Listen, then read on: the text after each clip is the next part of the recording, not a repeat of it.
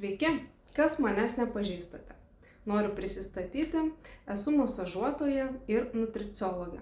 Tai yra dvi skirtingos profesijos, bet jos labai viena su kita yra susijusios, todėl kad, atneša tokį holistinį požiūrį į žmogų. Ir aš labiau galbūt kalbėsiu iš nutriciologinės pusės, nes patirties masažo srityje jau turiu 14 metų, nutriciologijai 7, šiek tiek mažiau, bet vis tiek darbas su žmonėm ir apskritai, kai nutriciologija, tokia mūsų yra kasdieninis dalykas, tai tikrai verta apie tai pagalvoti, pamastyti, nes nutriciologija yra mokslas. Ir mokslas, kuris tyria, kaip maistinės medžiagos veikia mūsų organizmą. Maistinės medžiagos gali veikti labai gerai mūsų organizmą ir atnešti labai gerus rezultatus, sveikatą, energiją ir grožį, arba veikti labai blogai ir atnešti nesveikatą, o priešingai. Taigi tikrai verta pasigilinti šitą mokslą ir aš, jūs supažindinsiu su nutriciologijos ABC. Tai bus 4 pagrindinės raidės, apie visą tai ir suksis visas kontekstas.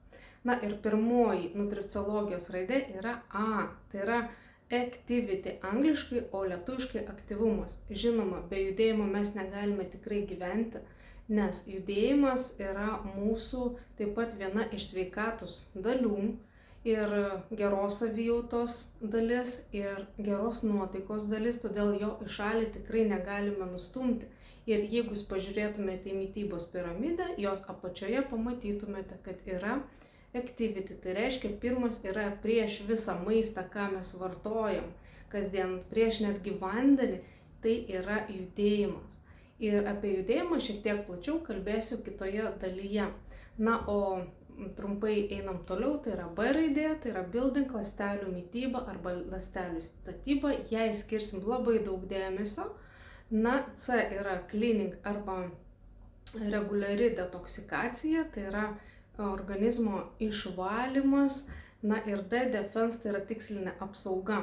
Apie visą tai mes kalbėsime plačiau, žinios bus nemokamos, o jeigu kažką parekomenduosiu įsigyti, tai ką pati vartoju ir jums tikrai pasidarys įdomu, galėsite įsigyti gamintojo parduotuvėje.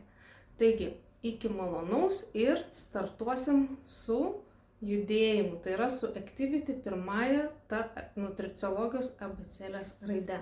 Iki.